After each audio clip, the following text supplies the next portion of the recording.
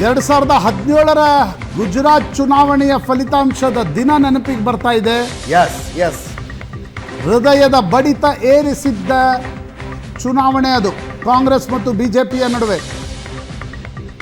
BJP scrape through ಆಯಿತು ಆ ಚುನಾವಣೆಯಲ್ಲಿ. ಈ ಚುನಾವಣೆಯಲ್ಲೂ ಕೂಡ Uttar Pradesh is making huge difference. Uttar Pradesh, Rajasthan, Haryana,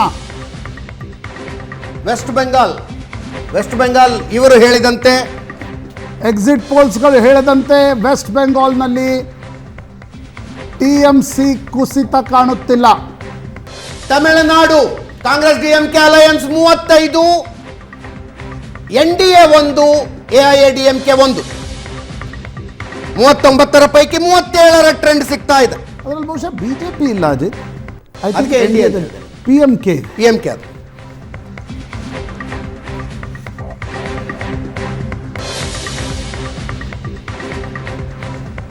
Kerala 16 Congress, 3 communist ಪಕ್ಷ, 1 ಬಿಜೆಪಿ, 20ರ ಪೈಕಿ 20ರ ಲೀಡಿಂಗ್ ಸಿಗ್ತಾ ಇದೆ. Telangana 10 NDA, 6 INDIA, 1 others. ಅಂದರೆ 10 ಬಿಜೆಪಿ, 6 ಕಾಂಗ್ರೆಸ್, 1 BSR.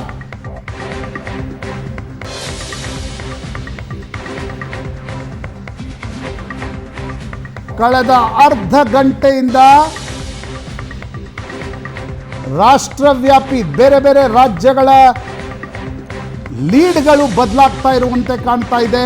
ಧಾರವಾಡದಲ್ಲಿ ಬಿಜೆಪಿಯ ಪ್ರಹ್ಲಾದ್ ಜೋಶಿ ಮುನ್ನಡೆ, ಬಸವರಾಜ ಬೊಮ್ಮಾಯಿ 4,000 ಮತಗಳ ಮುನ್ನಡೆ.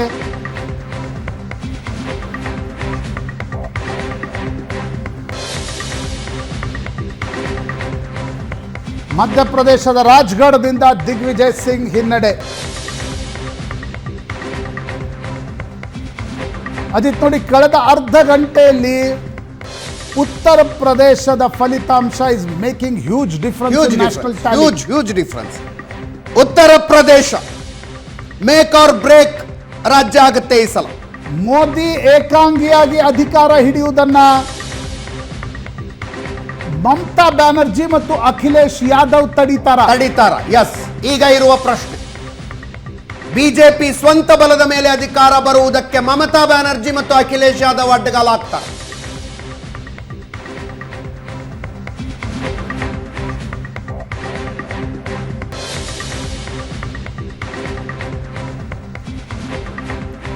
ಹತ್ತು ವರ್ಷಗಳ ನಂತರ ಕಾಂಗ್ರೆಸ್ ನಿಧಾನವಾಗಿ ಚೇತರಿಕೆ ಕಾಣ್ತಾ ಇದೆ. ಲೀಡ್ನಲ್ಲಿ ನೋಡಿದ್ರೆ ಅಂತಿಮ ಫಲಿತಾಂಶ ಬಂದಾಗ ಟ್ರಿಬಲ್ ಡಿಜಿಟ್ ರೀಚ್ ಆಗ್ತಾರ ಅಂತ ಅಲ್ಲ, ಈಗೊಂದ್ಸಲ ಲೀಡ್ನಲ್ಲಿ 100ಕ್ಕೂ ಹೆಚ್ಚು ದಾಟಿ ಬಂದ್ರು. ಈಗ 90ರವರೆಗೆ 90 ಕ್ಷೇತ್ರಗಳಲ್ಲಿ ಕಾಂಗ್ರೆಸ್ ಲೀಡ್ ಇದೆ. ಎಕ್ಸಿಟ್ ಪೋಲ್ಸ್ಗಳ ಲೆಕ್ಕಾಚಾರ ನೋಡಿದ್ರೆ ಕಾಂಗ್ರೆಸ್ 20 ಹೆಚ್ಚುವರಿ ಸ್ಥಾನಗಳನ್ನು ಪಡಿತಾ ಇದೆ. ಎಕ್ಸಿಟ್ ಪೋಲ್ಸ್ಗಳ ಮಾಡಿದ್ದಕ್ಕಿಂತ 20 ಹೆಚ್ಚು. ಎಕ್ಸಿಟ್ ಪೋಲ್ಸ್ಗಳ ಲೆಕ್ಕಾಚಾರ ಗಮನಿಸಿದ್ರೆ INDIA ಒಕ್ಕೂಟ 40ರಿಂದ 45 ಹೆಚ್ಚುವರಿ ಸ್ಥಾನಗಳಲ್ಲಿ ಲೀಡ್ ಇದೆ. ಎಕ್ಸಿಟ್ ಪೋಲ್ಸ್ಗಳ ಲೆಕ್ಕಾಚಾರವನ್ನೇ ತೆಗೆದುಕೊಂಡ್ರೆ NDA ಇಸ್ ಆಲ್ಮೋಸ್ಟ್ -50,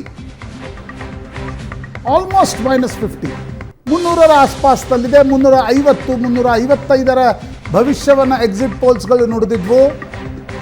ನೆನಪಿಡಿ, ಇನ್ನೂ 1-1.5 ಗಂಟೆಯ ಮತ ಎಣಿಕೆಯ ನಂತರ ಒಂದು ಸ್ಪಷ್ಟ ಸಾಧ್ಯತೆ ಹೇಳ್ಬೋದು. ಅಲ್ಲಿಯವರೆಗೆ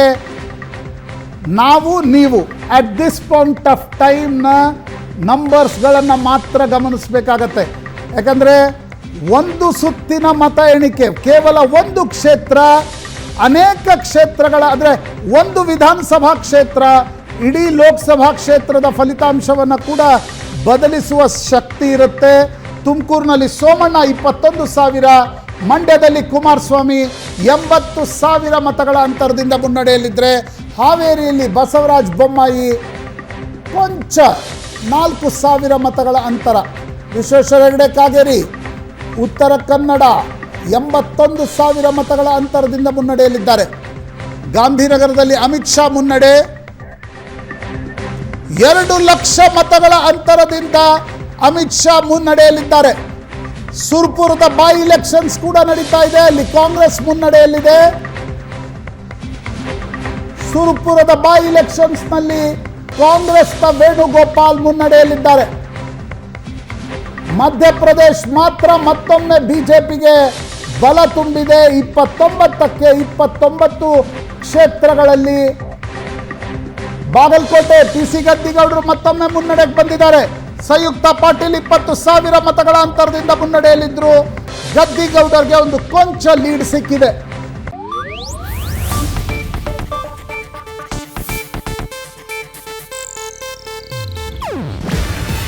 ಇದು ಏಷ್ಯಾನೆಟ್ ನ್ಯೂಸ್ ನೆಟ್ವರ್ಕ್ ಪ್ರಸ್ತುತಿ. ನೀವು ನೋಡ್ತಿದ್ದೀರಾ ಏಷ್ಯಾನೆಟ್ ಸುವರ್ಣ ನ್ಯೂಸ್.